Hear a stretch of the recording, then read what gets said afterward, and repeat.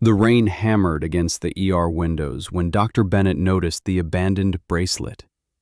Just plastic, yet it seemed to hold a story. 3 strangers, 3 lives, and 1 night that would draw them together in ways she couldn't ignore. Before we dive into the story, drop a comment below and tell us where you're watching from. This night isn't told through charts or procedures.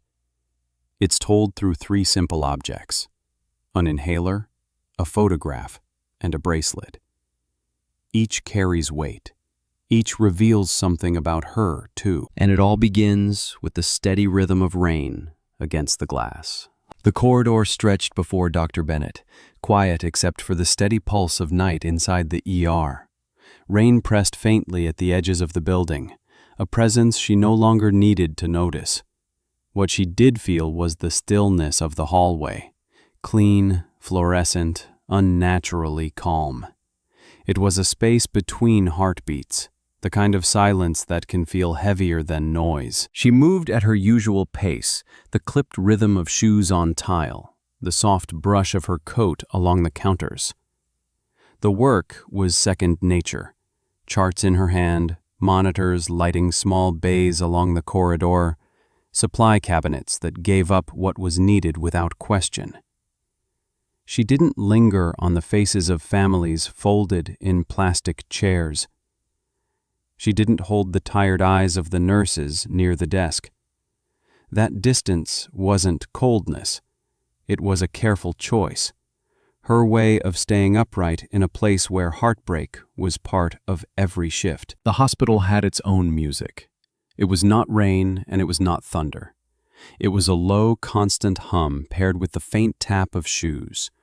A rhythm broken only when doors opened or someone cried out. In that soundscape, even the smallest signs stood out. Wet footprints dragged themselves across the floor near the entrance. Someone's hurried arrival. Someone else's pain laid out in shoe patterns drying on tile. Dr. Bennett had learned to see those details without letting them settle too deeply. She glanced at her watch. 4 hours left. The number didn't comfort her, but it gave order to the night. 4 hours of motion, staying 1 step ahead of exhaustion. 4 hours until the walls released her back into the cold. In a place that demanded everything, keeping track of time was sometimes the only way to stay grounded. She turned at the far end of the corridor and nearly missed it. A small flicker of light on the floor, almost hidden against the gray linoleum. Nothing urgent, nothing alarming, but it stopped her steps. Her eyes dropped to a recently emptied gurney, the sheets already stripped. There, on the floor, lay a blank white bracelet. She bent down and picked it up. Cool plastic against her palm, smooth, untouched.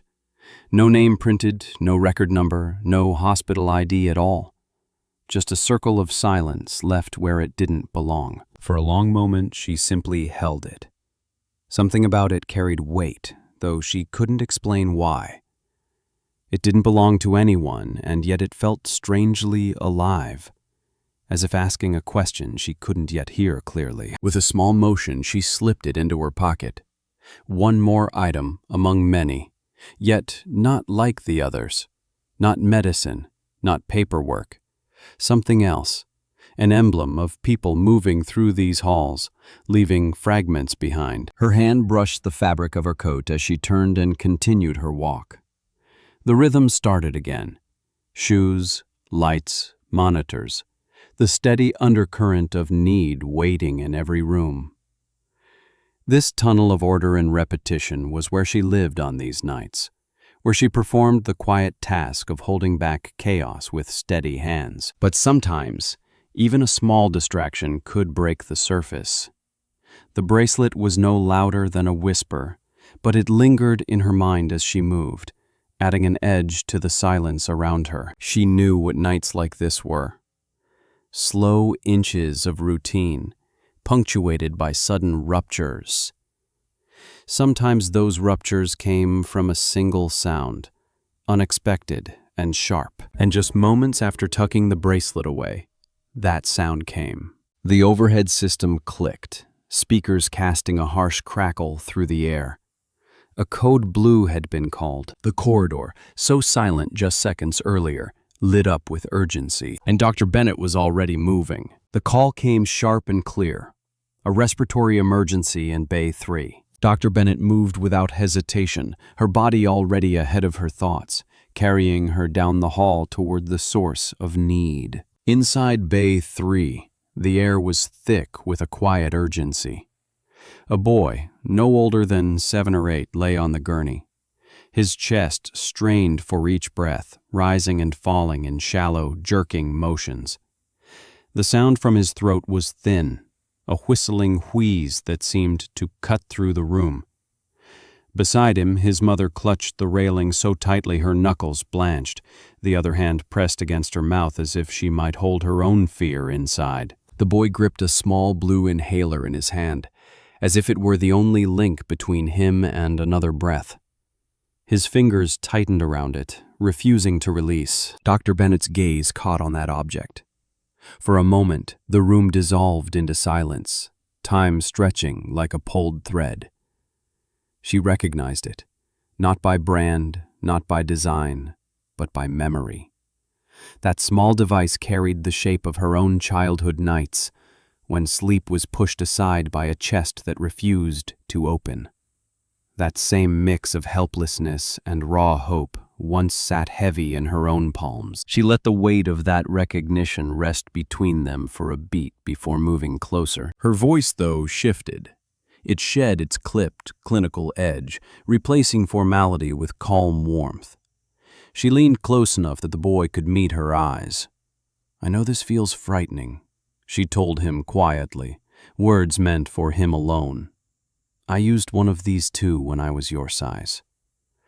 You're not alone in this. We're going to help your lungs remember what to do." Something flickered in his gaze. Panic, still strong, but pierced now by a thread of connection. He gripped her presence as much as the inhaler. Then she acted. The movements were measured, precise from long practice. Nebulized medication, oxygen levels checked.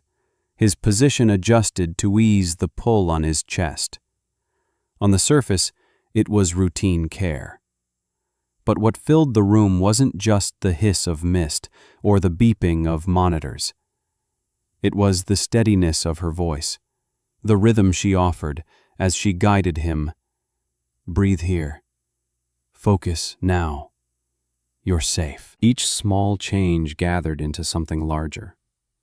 His chest began to lift more evenly. The harsh whistle of his airway softened to a faint rasp. The rigidity left his shoulders bit by bit. The inhaler slipped from his hand and rested lightly beside him on the sheet, no longer gripped in desperation. The boy's mother exhaled a sound that was part sob, part relief. She reached for Dr. Bennett's hand and held it, wordless. The grip was trembling, but filled with a deep gratitude no speech could match. Dr. Bennett gave a small nod and returned the squeeze, her own face tired, yet softened by something she hadn't felt in a long while. The room calmed. Machines hummed their usual rhythms. Clinking instruments settled back into place, and breath, ordinary, blessed breath, filled the space again. For the boy, the inhaler had been a lifeline, and for a few moments it had also become a bridge between him and the doctor who recognized his fear. Objects like that weren't just materials. They held stories. They carried echoes.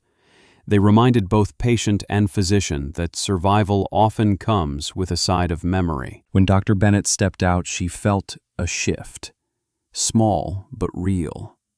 The hard distance she carried through most nights bent slightly, like ice touched by thaw. She couldn't let herself dissolve in every story, but neither could she deny that something in her had answered back. That first emergency left her with more than stable vitals and completed notes. It left her with an image, a child letting go of a blue inhaler because he could finally believe that breathing might come easier, that fear didn't have to own him. She walked back into the corridor, the weight of her pocket carrying its own reminder.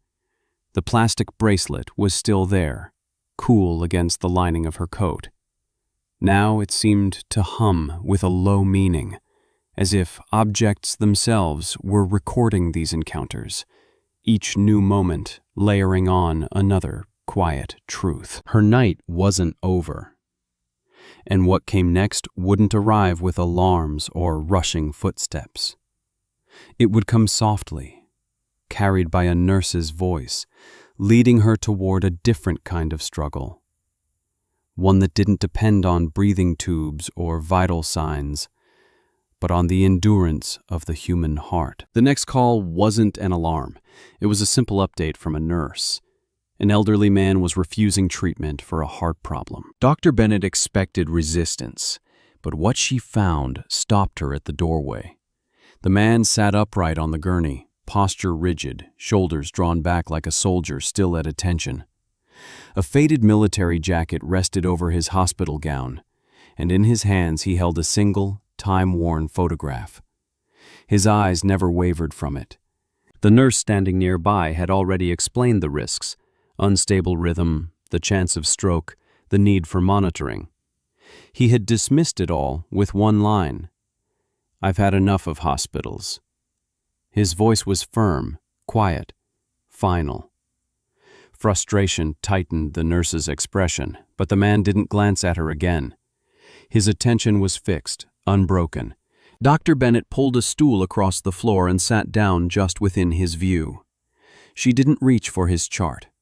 Numbers and readings wouldn't cut through this kind of silence. "That looks like an important picture," she said softly. Only then did his eyes shift.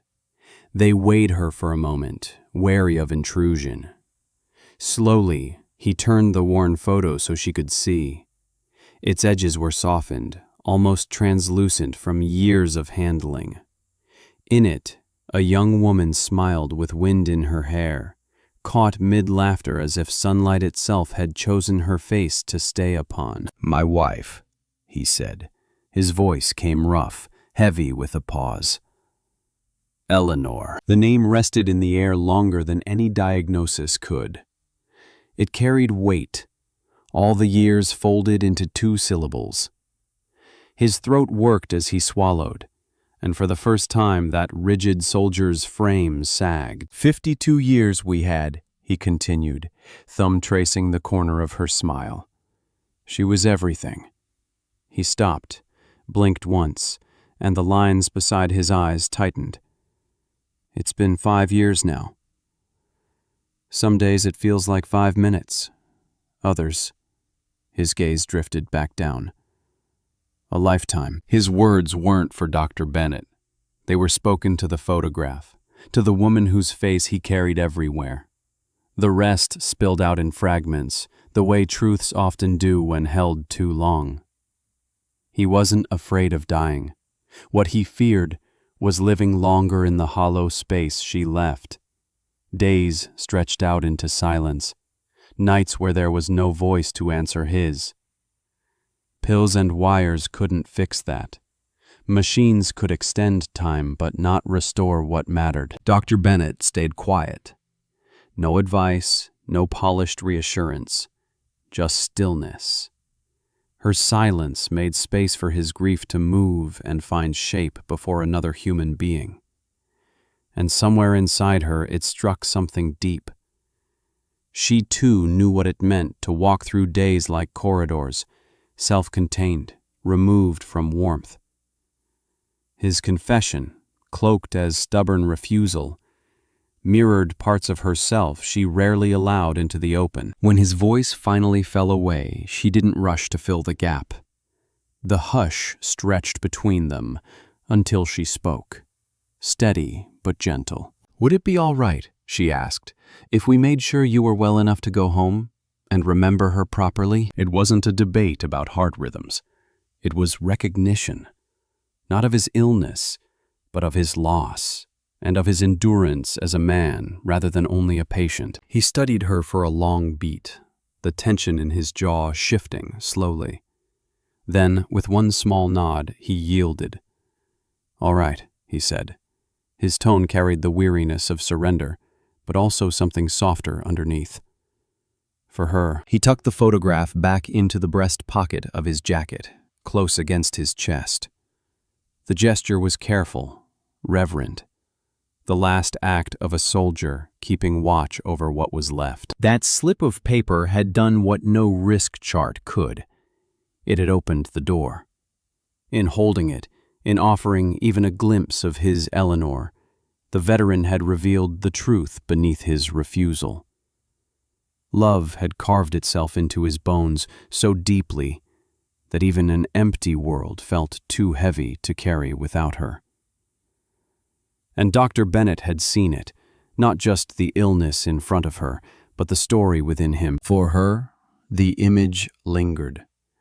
The photograph was not only his lifeline, it was a mirror, one that reflected the quiet ache she carried under her own armor. It reminded her that treating the body was never the whole work. Sometimes, healing meant honoring the weight of absence and naming the love that once filled it. As she stepped back into the hall, the veteran's words stayed with her, pulling threads loose inside her composure. His silence had been impenetrable at first, yet he had let her in with nothing more than a picture and a name. That truth clung to her as she moved on, proof that behind every file and every pulse line was a deeper story waiting to be witnessed. The corridor felt heavier now. The bracelet in her pocket, the inhaler set down by the boy, the photograph pressed to a widower's chest. Objects that seemed so simple, but each carried a gravity stronger than machines. Each one placed a stone on the balance of her own silence. When she finally pushed open the door to the supply room, that weight walked in with her. For the first time that night, no one else was watching. Dr. Bennett stepped into the supply room, shutting the door behind her. The air inside was different, sterile, cold, untouched by the pulse of the ER just beyond the thin walls. Metal shelving lined the space with boxes of gauze and bins of gloves. It was supposed to be a place for storage, but now it became something else. The one room where the weight of the night pressed fully onto her shoulders. She leaned against the shelving, feeling the chill of steel seep through her white coat. Her body was tired, but what settled deeper was not fatigue. It was the boy's gasping breaths. It was the veteran's silence cracked open by a photograph. Together, they had slipped past the distance she thought was reliable, carrying traces of her own wounds into the night's work. In the quiet, those images didn't soften, they sharpened. The boy's palm closing around an inhaler that he feared might not be enough. The old man's rigid posture breaking when he whispered his wife's name. These weren't cases. They weren't charts or numbers. They were people, and their fears felt like echoes of her own. Her thoughts skimmed quickly to home. The tiny apartment 10 minutes away, the stillness of empty rooms, the phone that barely rang. A space lived in, but not lived with. That silence was an old companion, a piece of her she carried into the hospital each shift without meaning to. The wall she'd built for patients was the same one she'd built for herself. Her fingers slipped into her pocket and found the unwanted bracelet again. That loop of blank plastic sat in her palm as if holding its own truth. She realized it wasn't just discarded. It symbolized what was too often unseen here, the names and stories that were left behind, the lives that passed through these halls and were reduced to brief notes scribbled on paper. In holding it, she was holding the reminder of how much she had turned away, how often she had chosen distance over depth. A tear traced down her cheek before she even noticed it. Just one, simple and unguarded. She let it fall. The crack was small, but it was real, the first slip in her carefully kept composure. This wasn't collapse, it wasn't defeat. It was honest. She breathed in deep and let the moment empty itself. The feeling was raw, but it didn't crush her. If anything, it cleared space inside her. Vulnerability was no longer something to fear, but something that proved she hadn't turned completely numb. The boy's fear had reached her. The veteran's grief had touched her. She could still feel. That mattered. Straightening slowly, she wiped her face with the back of her hand. The act held a quiet finality. The choice to return wasn't just routine, but deliberate.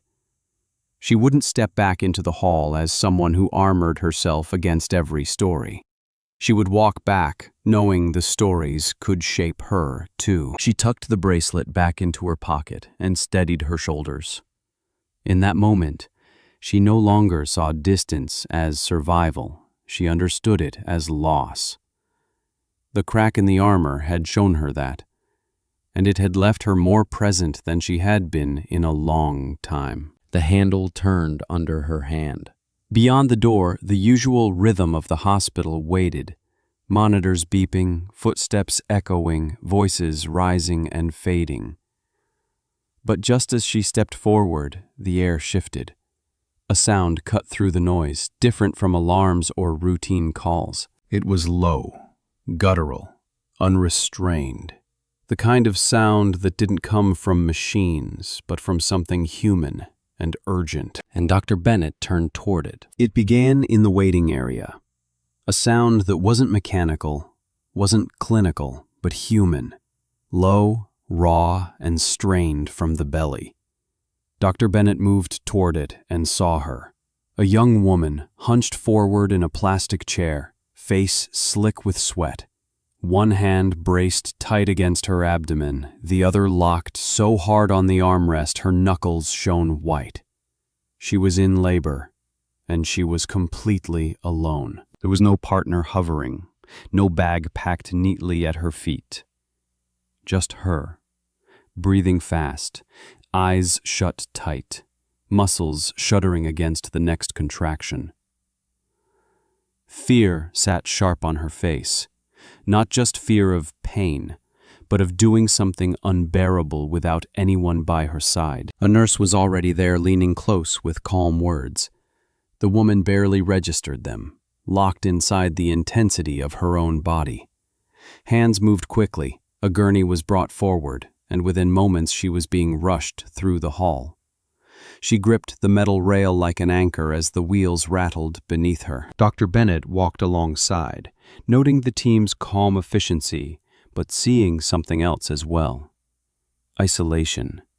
That raw, familiar feeling mirrored the silence she had carried out of the supply room.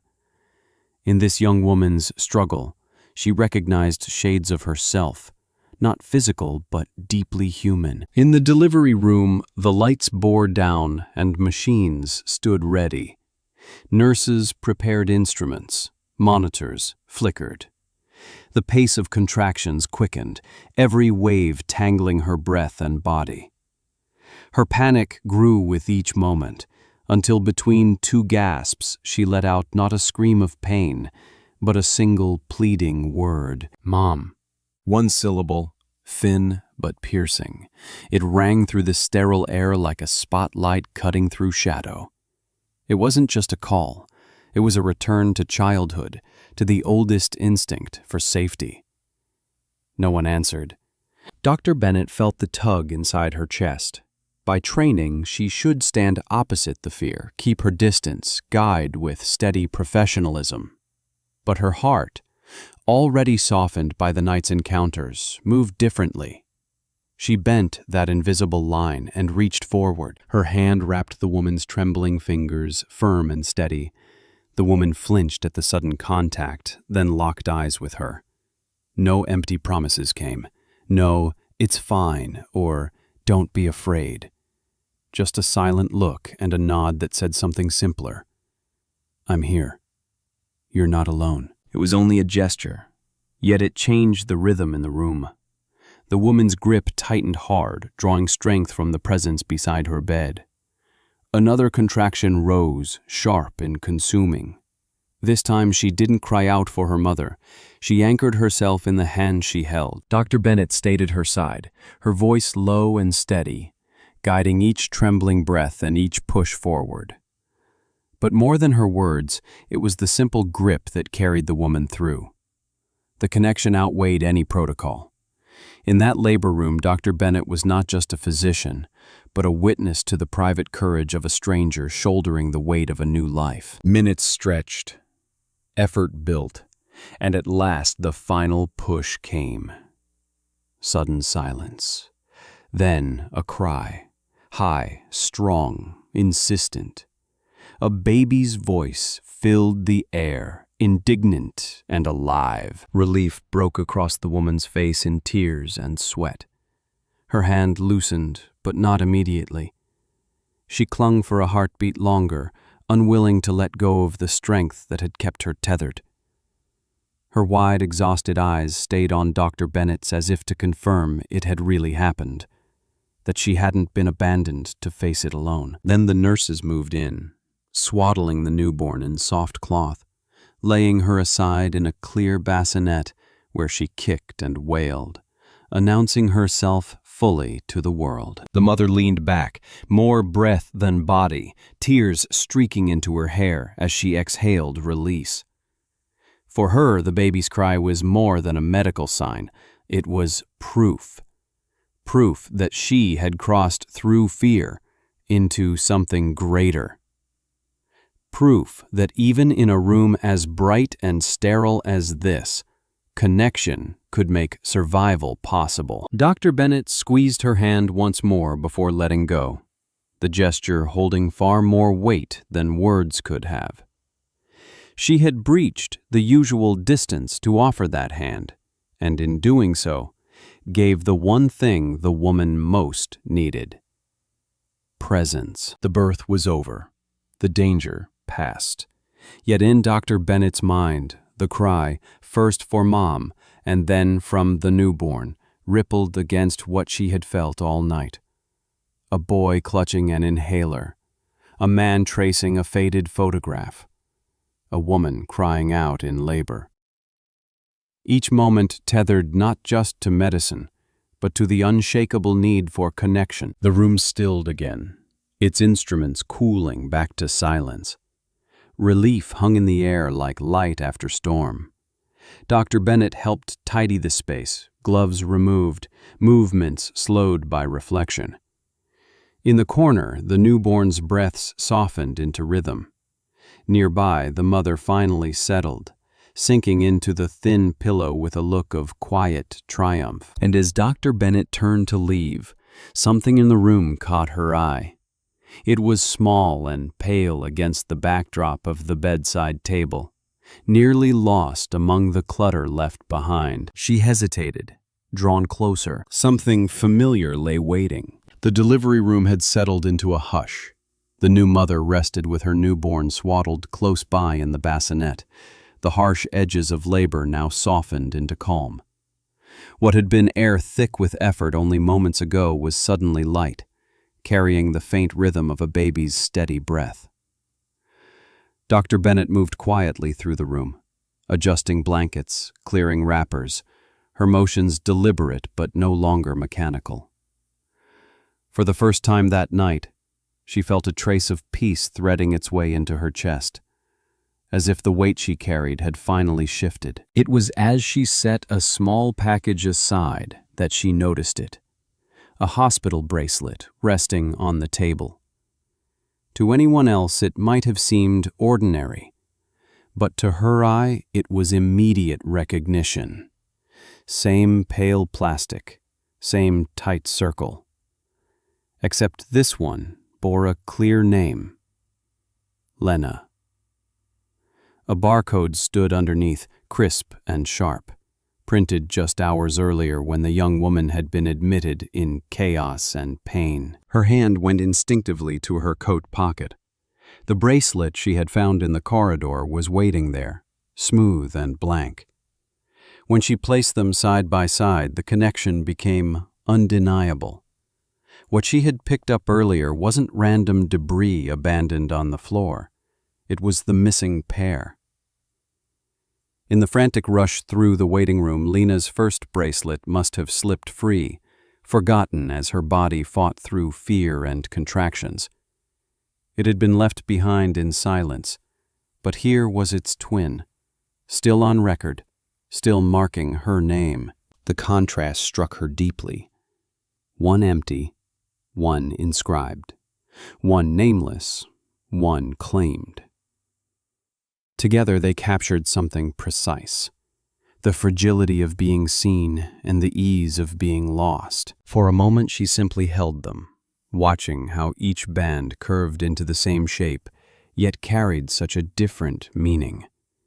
That single act of comparison was enough to bring the night's images streaming back as if they had been waiting for this very convergence.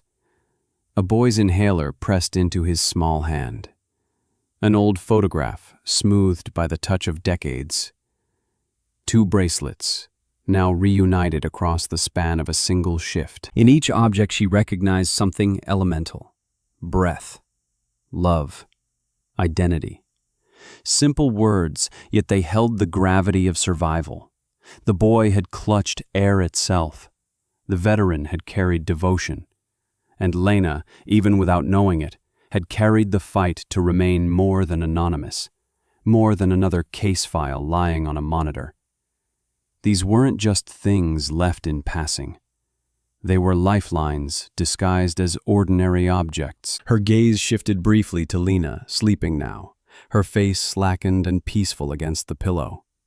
Then to the infant stirring beside her, body wrapped tight in soft cloth. Birth had remade her story tonight.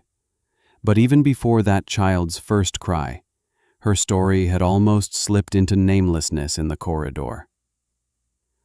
The bracelet in Dr. Bennett's palm proved how close she had come to fading into the background of a hospital's constant churn. She closed her fist around both bands, the blank one pressing cold against the one inscribed in black letters. Holding them together felt less like carrying lost items, and more like reconciling pieces of something once broken. The bands were physical reminders of what could vanish, and what could be reclaimed in fragile moments like these. For Dr. Bennett, the meaning grew sharper with each patient she recalled. A child, gasping until fear gave way to relief.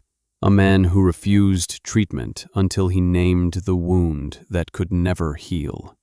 A young mother who cried for her own before becoming one herself. In their different ways, they had all balanced at the edge of being unseen, their voices almost drowned by circumstance. Yet each time, something, an inhaler, a photograph, a bracelet, had carried the truth forward until it was noticed. That thought did something to her. She had always believed her distance was survival, that shutting out the weight of other people's pain was the only way to keep standing shift after shift. But these threads told her otherwise. The inhaler's gasp, the picture of Eleanor, the two matching loops of plastic, they wove a line through her role tonight, pulling her closer, asking her to bear witness rather than turn away. Her chest felt raw, but in a way that opened space rather than closed it. The numbness she had clung to as armor no longer seemed like strength.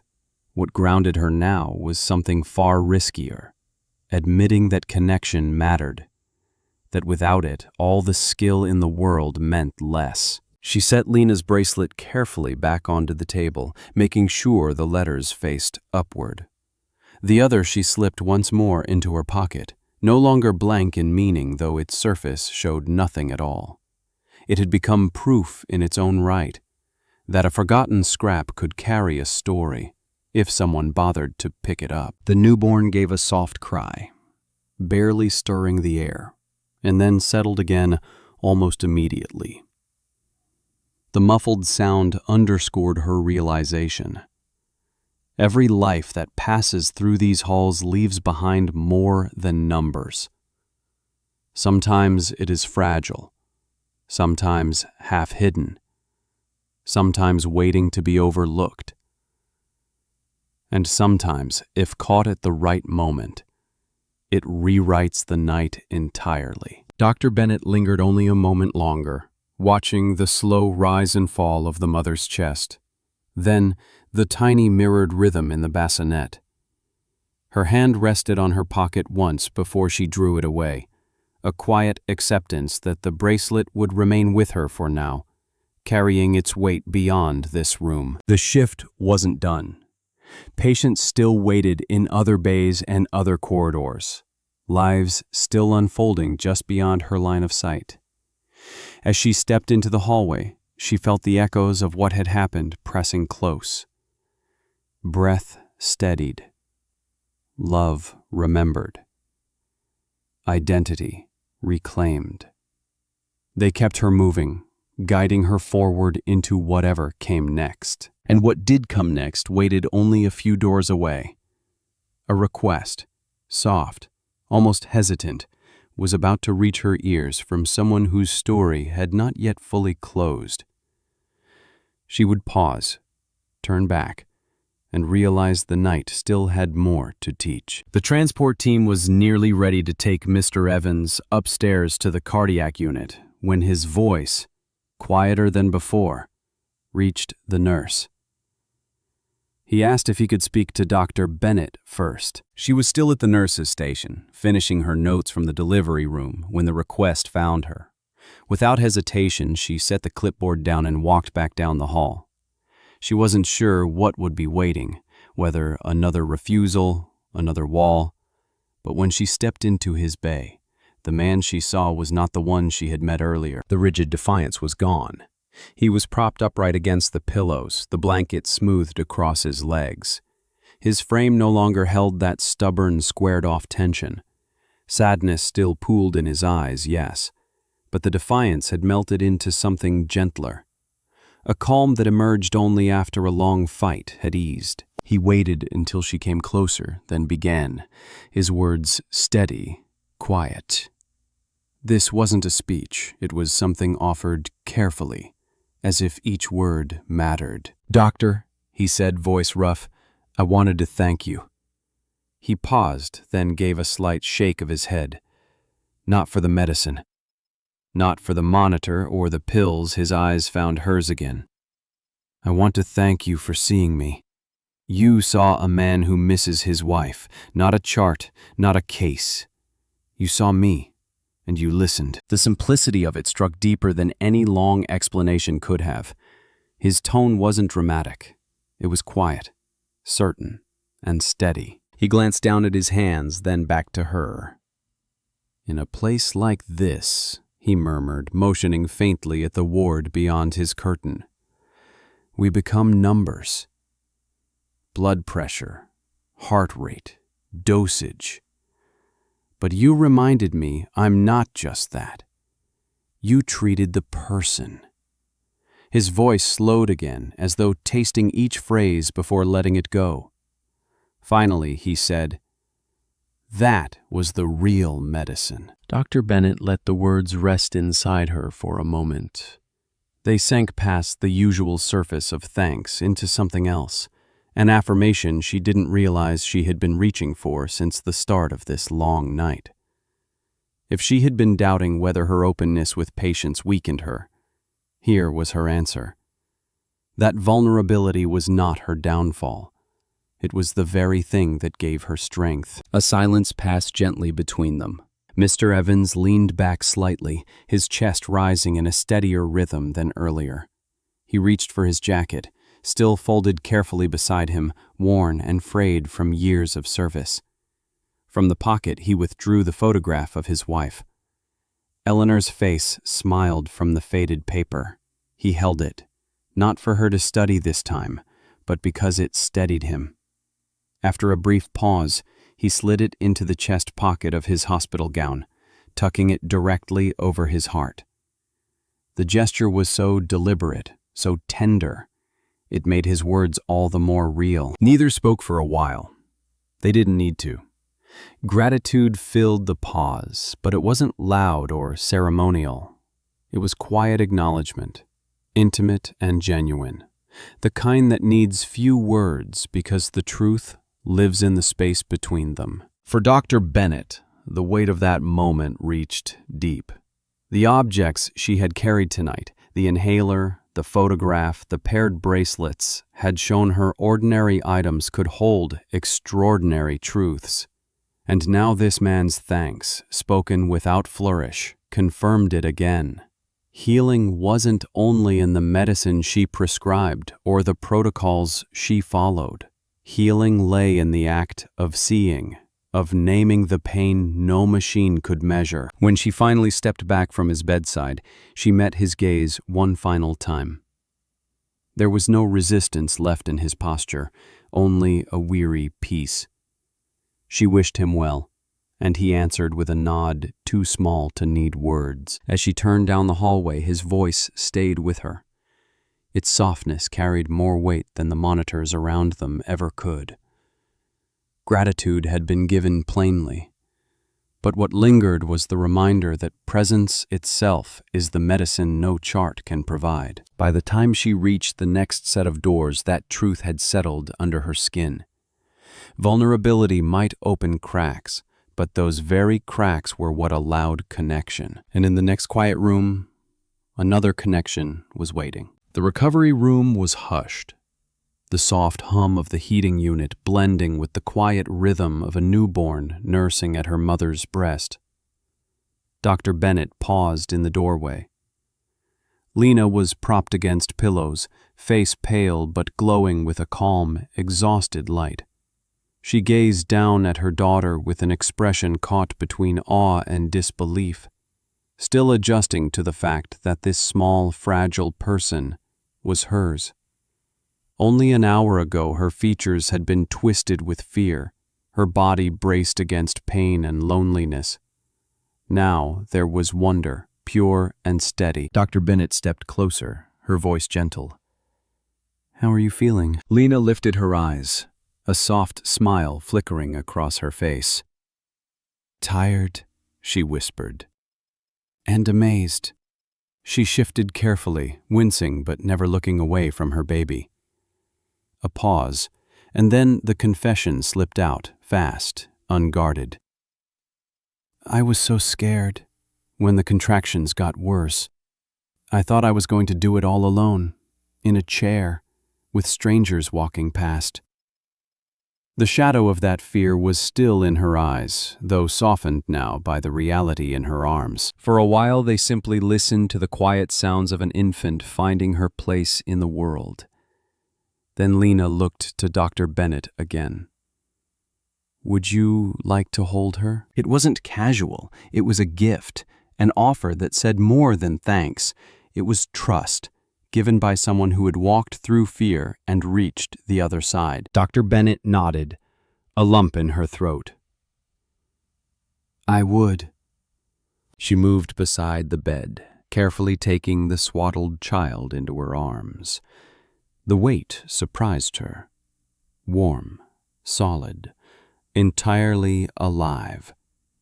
This wasn't a chart or a condition, or even just a patient. It was a whole new story, placed directly into her hands. The baby's face was round, her skin soft against the edge of the blanket, her scent carrying the undeniable newness of first hours in the world. Dr. Bennett felt her professional detachment slip away in that single moment. What she held humbled her. Lena's eyes softened even more. "I've decided on a name," she said with calm resolve. "It comes from my grandmother's language. It means hope." She spoke the word softly, as if introducing it not just to her daughter, but to the room itself. The choice carried weight. It wasn't about beauty of sound or family tradition alone. It was a declaration. She had arrived in fear, isolated and uncertain. Yet her very first act as a mother was to name her child for the belief that the future could hold more than sorrow. She was laying down hope as the foundation, for her daughter and for herself. The baby stirred against Dr. Bennett's chest. One tiny fist wriggled out from the swaddle, her miniature fingers waving in open space until they brushed against the doctor's hand. Instinct pulled them tighter, curling strong around her index finger. Simple, biological. Yet in that room it felt different. It was contact. A bond drawn in flesh and skin, unspoken but undeniable. Dr. Bennett stayed still, her gaze settling between the baby's delicate grasp and Lena's face, now softened by gratitude. It struck her then that this was the cycle of care at its most human. One hand into another, fear giving way to shared strength. By opening herself in the delivery room, Bennett had anchored Lena through her terror. Now this woman, in her quiet gesture of trust, was giving back something just as vital. The baby's hand tightened again before releasing, the motion small but strong. For Dr. Bennett, it felt like a seal pressed on everything this night had revealed. Breath, love, identity. Each patient had carried one of these reminders into her hands, and now a single name, spoken aloud, tied them together. Hope was not an abstraction anymore. It was a daughter newly born, nursing softly. It was a fist wrapped tight around her finger. She passed the newborn back into her mother's arms. Lena received her child with a reverence that made the motion feel ceremonial, as though completing the circle of trust between doctor, mother, and child. Dr. Bennett stepped back slightly, her chest heavy with a strange new lightness. She had witnessed something more than medicine tonight. To help deliver life was one part. To help deliver dignity, love, and hope while doing so, that was something else entirely. As she made her way out, the bracelet in her pocket pressed cold against her palm again, reminding her of how each object tonight had opened something she hadn't expected. The boy's inhaler, the veteran's photograph. Now, the name whispered into a quiet recovery room. Each artifact had tugged her closer to the truth of connection, reshaping her role not only as a doctor, but as a witness to what people carry when they come through these doors. She didn't linger. A shift doesn't pause for reflection. There were still patients waiting down the hall. Yet the image stayed with her. A newborn's grip, small but firm, and a name bound to meaning more powerful than fear. And when she turned the corner to check the next room, she found another patient waiting, a small figure already awake, already watching her with wide, curious eyes. The boy sat cross-legged on the bed, a red toy car running slow laps across the folds of his blanket. His color had returned, breath steady, chest no longer straining. On the table, beside a cup of water and half-finished crackers, rested the blue inhaler. Not clutched, not desperate, simply resting there, now just a tool. His mother sank into her chair, shoulders eased at last, the fear drained from her face and replaced by quiet relief. The crisis had passed. In the doorway, Dr. Bennett lingered with discharge papers in her hand. The calm in the room was rare, almost fragile, and she allowed herself a pause before stepping forward. The mother looked up first, offering her the kind of smile that comes only after fear has broken and relief has taken its place. The boy noticed her next. He set the car aside, gaze fixed on her with a direct, unflinching curiosity children seem to find so easily. And then, out of that silence, came a question. "Were you scared too?" The words were small, but they cut through the room like a hidden door opening. This wasn't about the mist of the nebulizer or the medicine that cleared his airway. It was about the dizzy edge he had faced, and whether the adult who guided him through it had stood on that same edge once. In his panic, he had noticed something in her voice, something in her eyes. Now he was calling it out, asking for proof. The mother's hands froze on her lap. Her eyes flicked to Dr. Bennett, waiting. The moment hovered, delicate and heavy at once. Dr. Bennett moved closer. She didn't stay standing, looking down from the authority of her white coat. Instead, she lowered herself to one knee on the scuffed floor, bringing her face level with his. Eye to eye. No chart, no barrier. Just two people in a quiet room. "Yes," she said simply. Her voice was steady, plain. "When I was little, just like you." She left it there.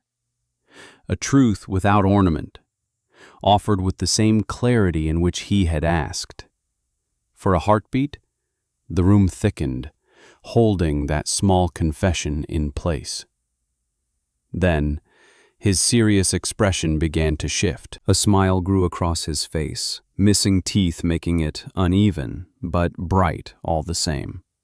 And without saying a word, he picked up the toy car from beside him. He extended it across the small gap, holding it out with both hands. Dr. Bennett accepted it carefully, her palm closing around its lightweight plastic. It was nothing more than molded red and black, worn at the corners from use. Yet in his gesture it became something much larger, an exchange. He had taken her answer, held it, and now returned his own gift of trust. His mother blinked back tears, her throat working around words she didn't try to say. What mattered had already passed between the two of them. Dr. Bennett gave the car back with a soft thank you. He grinned again and set it racing along the blanket as though the moment needed no further ceremony. Perhaps for him it didn't. It was finished, complete. She rose slowly, knees reminding her of the long hours behind her. She handed the discharge papers to his mother, whose smile shook at the edges now as tears traced silently down her cheeks. Their eyes met for a brief beat. No speeches, no explanations, just a recognition. Dr. Bennett glanced once more at the inhaler on the table.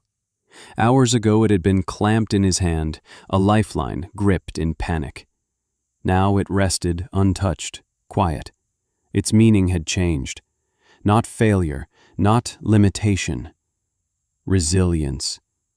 Proof of what could be faced and survived. She turned back toward the hall. The weight of the night still inside her, but shifted, sharpened. Each patient, each object, refused to stay behind in its room. The inhaler, the photograph, the bracelet. Each carried a piece of the story, and each, in its own way, had given something back to her as well. By the time she stepped into the corridor, she felt the subtle change in her stride. Not lighter, not free of fatigue, but steadier. What had happened that night wasn't something she would leave behind with her notes. It would follow her out, into the next room, into the hours beyond. And outside these walls, something else was changing too. The first hint of dawn came as soft light along the horizon when Dr. Bennett reached the staff exit. Her shift, which had felt endless, was finished. Beyond the tall windows, the night storm had quieted. What was once hammering rain was now a fine drizzle clinging to glass, the parking lot shimmering black as the streetlights bent into hazy halos. The world appeared rinsed, subdued, holding a quietness that felt almost like relief. She walked the long hallway toward the exit. The gurneys sat exactly where they always did. Charts leaned in cluttered stacks at the nurse's station. Everything looked as it had at the start of the night. Still, none of it felt the same. The monotony she used to move through on autopilot was gone. Tonight had made the walls seem alive with stories, not just emergency cases, not just bodies moving in and out, but lives colliding in fragile ways. Every curtain in that hall now held the weight of courage she had seen up close. Fatigue pulled heavily on her bones, but it no longer felt like accumulation. For once it didn't feel like erosion. Instead, what she carried had purpose. These hours had not been scattered tasks strung into a sleepless night.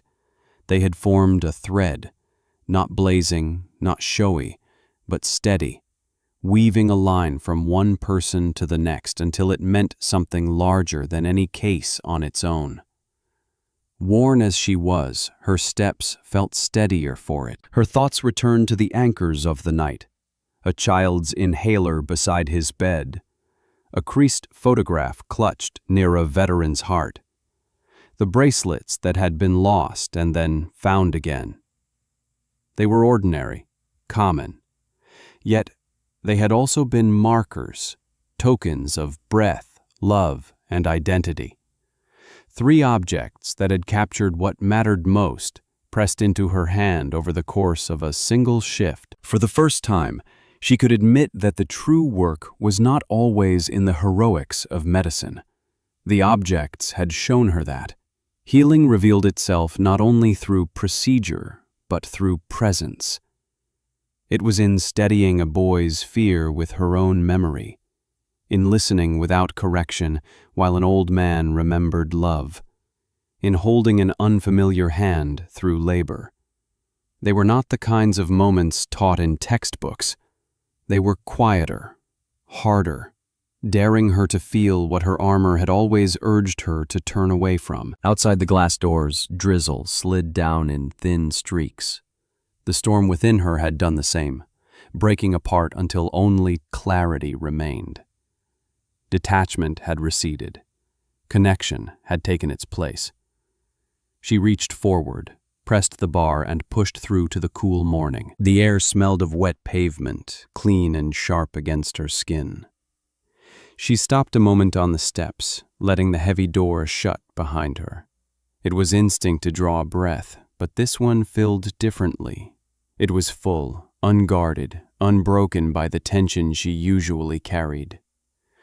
The sunrise caught in her breath as it misted out into the air, the smallest proof that something inside her had shifted. More cars began to fill the lot. The city stirred awake. But for now she held herself still, standing at the edge of night, carrying the quiet truth of what she had realized. These weren't simply patients who would fade from her memory once the shift was logged. Their objects, their voices, their fear and resilience had shaped her as surely as she had shaped their night. Behind her, the hospital pressed on, another wave of emergencies already turning its machinery. Ahead of her stretched a day not yet written. She rested her hand lightly in her pocket, the familiar weight of the nameless bracelet pressing back. She moved down the steps, steady, her shoes striking wet asphalt that gleamed in the pale morning light. Each step carried both the exhaustion of the night and the clarity it had given her, and when she reached her car, she opened the door and slipped inside, ready for the next silence that waited there. The morning light was rising as Dr. Bennett sat in her car, the world outside washed in soft color. She let her hands rest on the steering wheel, the hum of the city still distant, the parking lot glistening from rain. She didn't start the engine right away. Instead, she let the quiet surround her, as though giving the night one final space to speak. Her mind replayed the images, not as scattered emergencies, but as moments that stood on their own. A boy gasping for breath, an old soldier holding onto a photograph, a young mother crying out into the silence. Each one had placed something in her care, and each left something with her in return. She reached for a coat on the passenger seat. Her hand slipped into the pocket and found the small band of plastic once again. The nameless bracelet caught the morning light, thin and pale, but glowing faintly in the sun now climbing over the horizon. What she had almost ignored in the corridor had followed her to this quiet space, and now it seemed to ask for one more acknowledgement, not as trash, not as debris, but as reminder. If this moved you, share where you found comfort in the comments. Turning the bracelet over in her fingers, she thought of what came after every moment of connection. The ripples extended outward. The boy, holding his inhaler loosely now, might one day recall the doctor who told him the truth, that she had been scared too. That memory could steady him when panic returned, make him braver when fear swelled again. Mr. Evans, with the photograph pressed close, would perhaps feel less invisible, less dismissed. That acknowledgement could soften his grip against future help and open space for trust. And Lena, holding her newborn, named for hope, would never forget that she hadn't faced her labor alone. That story would be woven into her daughter's beginning, carried in family memory as proof that even in fear, someone stayed. These were not dramatic rescues. They were small moments of presence. Still, their weight could bend the course of each life, the way a pebble dropped in water spreads circles far beyond the first splash. For Dr. Bennett herself, the ripple was no less real. She had shed the cool armor that once felt protective, trading it for something more fragile but infinitely stronger: honesty. Her tears in the supply room had not been weakness. They had been the first sign of trust in her own capacity to feel and still do the work. That shift would not vanish when her fatigue faded. It would stay, pressed into the way she met the next patient, the next night. She closed her hand around the bracelet and felt the edges bite gently into her skin. Healing had never been one-sided, and tonight had proved it to her completely. Doctor and patient, giver and receiver, each altered the other in ways that standard notes could never capture. Breath, love, identity, and now, hope. Those were the true outcomes written into the unseen records. The results no machine measured. She lowered the bracelet into the console at her side, settling it carefully among napkins and loose change. It seemed small there, but she knew it would remain more than clutter. She would open that compartment again on a night when exhaustion blurred every face into numbers and paperwork.